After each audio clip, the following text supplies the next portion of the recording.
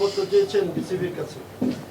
আপনি যেহেতু ক্রীড়া প্রতিষ্ঠা এখন কোনো বিষয়ে সে আছে কিনা বা আপনার যদিও আজকের বিষয় না এটা, তারপর আমি একটু বলি।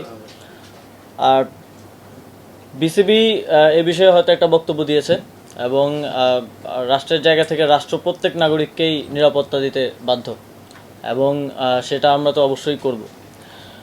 এখানে সাকিব আল হাসানের পরিচয় দুইটা, এটা আমাদের মনে রাখতে হবে। খেলোয়াড় হিসেবে একটা পরিচয়, আরেকটা হচ্ছে ওনার রাজনৈতিক পরিচয়। উনি আওয়ামী লীগের প্যানেল থেকে একজন এমপি ইলেকশন করেছিলেন। তো মানুষের মধ্যে তো এই দুইটা নিয়েই মিশ্র প্রতিক্রিয়া আছে। এখন খেলোয়াড় হিসেবে আমাদের একজন খেলোয়াড়কে যতটুকু নিরাপত্তা আমাদের দেওয়ার দায়িত্ব সেটা অবশ্যই আমরা দিব।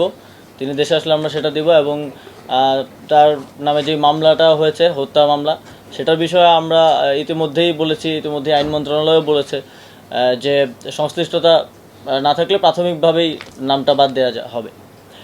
কিন্তু ওনার রাজনৈতিক পরিচয়ের কারণে জনগণের মধ্যে যদি ক্ষোভ থাকে, তাহলে মনে করেন আমার নিরাপত্তার জন্য কয়জন, 5 জন পুলিশ কনস্টেবল থাকে আর একজন গানম্যান থাকে।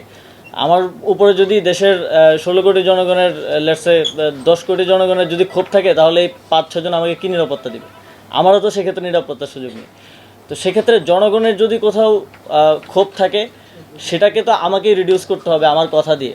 তো আমার মনে হয় যে ওনাকে ওনার জায়গাটা পরিষ্কার করা প্রয়োজন। রাজনৈতিক জায়গা থেকে ওনার যে রাজনৈতিক অবস্থান সেটা নিয়েও কথা বলা প্রয়োজন।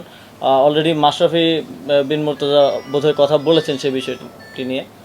তো জনগণের পক্ষ থেকে যদি নিরাপত্তা ঝুঁকি থাকে, সেটা কেউই কাউকে আসলে দিতে পারবে না। শেখ হাসিনাকেও তো নিরাপত্তা দেওয়া যায়নি, তাকে দেশ ছেড়ে পালাতে হয়েছে। তো সেই জায়গাটা রাজনৈতিক বিষয়টা পরিষ্কার করা প্রয়োজন বলে আমি মনে করি। কিন্তু একজন খেলোয়াড় হিসেবে আমাদের প্রত্যেক খেলোয়াড়কে নিরাপত্তা দেওয়াই আমাদের দায়িত্ব এবং সেই দায়িত্বটা আমরা পালন করব।